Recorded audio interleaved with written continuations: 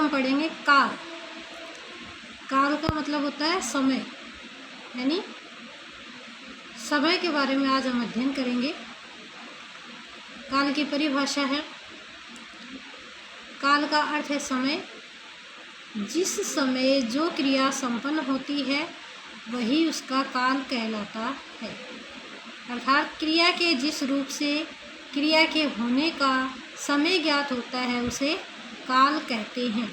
किस समय पर कौन सा कार्य संपन्न हुआ है वही काल है।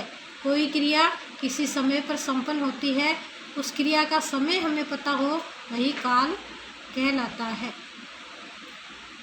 इसे अंग्रेजी में हमारे जो टेंस है उसी प्रकार से हिंदी में काल है। काल के 3 भेद हैं, भूतकाल जो बीत गया, वर्तमान काल जो चल रहा है, और भविष्य काल जो आगे आने वाला समय है। काल के 3 भेद हैं। अब है भूतकाल। भूतकाल जो बीता हुआ काल है।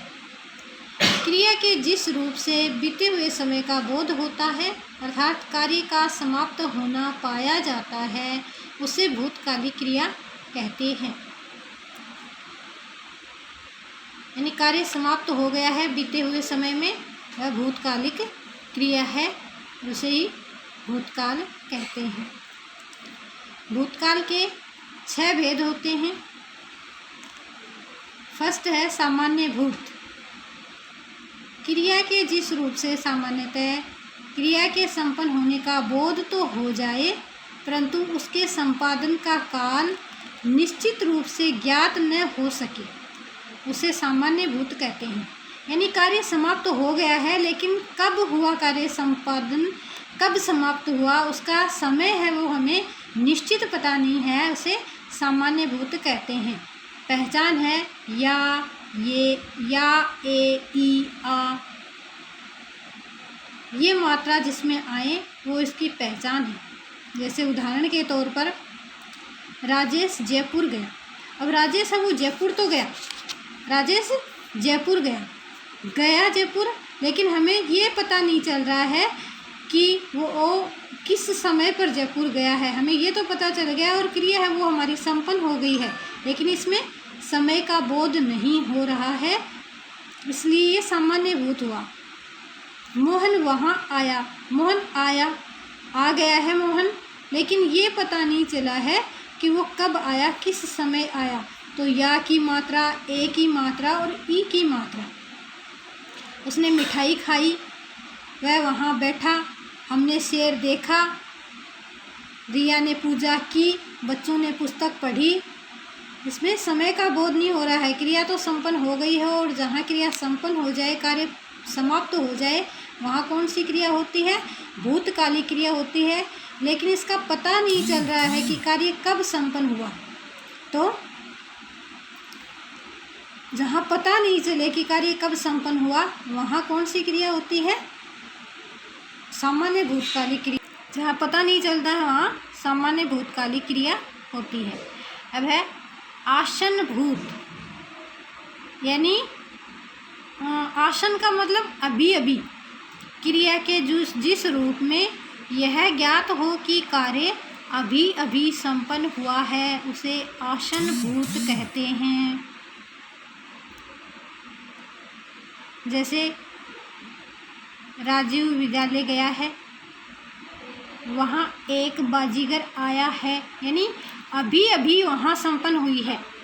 तो इसकी पहचान देखिए, उसमें था या, ई, ए, और इसमें क्या है? या है, ई है, ए है, यानी अभी अभी संपन्न होने का बोध हुआ है, वह आसन भूत है।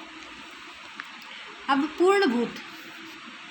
क्रिया के जिस रूप से यह पता चले कि कार्य समाप्त हुए काफ़ी समय हो चुका है उसे पूर्ण भूत कहते हैं।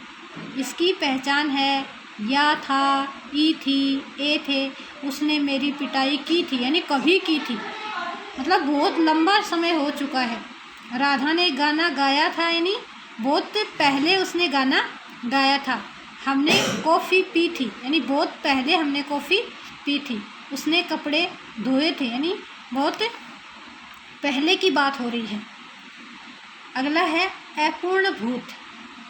क्रिया के जिस रूप से यह पता चलता हो कि कार्य भूतकाल में प्रारंभ किया गया था किंतु समाप्त नहीं हुआ, उसे अपूर्ण भूत कहते हैं। जैसे वह कपड़े धो रहा था, यानी वह कपड़े धो रहा था, अभी वो क्रिया जारी है कि नहीं है, वो समाप्त नहीं हुई है।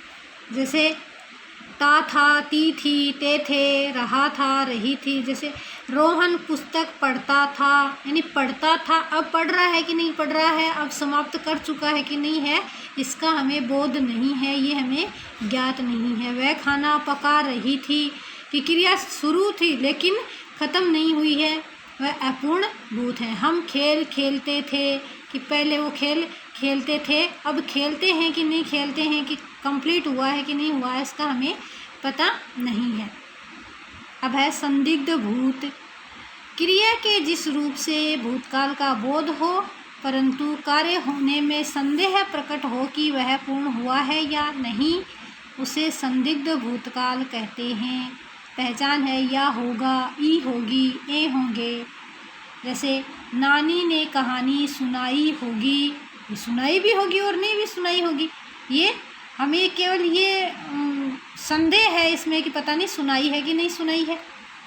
उसने गाना गाया होगा, सोहन ने चोरी की होगी, सुनीता ने पाठ याद कर लिया होगा, यानी इसमें संदेह है कि कंप्लीट हुआ कि नहीं हुआ, किया था कि नहीं किया है कार्य, इसमें संदेह है, वही संदिग्ध भूत है। और इसकी पहचान है या होगा, ई होगी, ए होंगी।